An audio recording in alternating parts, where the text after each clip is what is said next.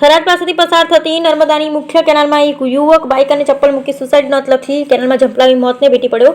થરાદ નગરપાલિકા fire brigade તાત્કાલિક યુવકનો મૃતદેહ બહાર કાઢી પોલીસને જાણ કરી હતી. થરાદ પાસેથી પસાર થતી નર્મદાની મુખ્ય કેનાલ લોકોની જીવાદોરી સમાન છે, ત્યારે કેનાલમાં ઝંપલાવી લોકો મોતને વહાલું કરતા હોય છે અને આજરોજ મુખ્ય કેનાલ પૂજા પાર્ક સોસાયટીની સામે એક યુવકે કેનાલમાં ઝંપલાવ્યું હોવાનો કોલ ફાયર વિભાગને આપતા ફાયર ટીમ તાત્કાલિક કેનાલ પર પહોંચી યુવકનો મૃતદેહ બહાર કાઢવામાં આવ્યો.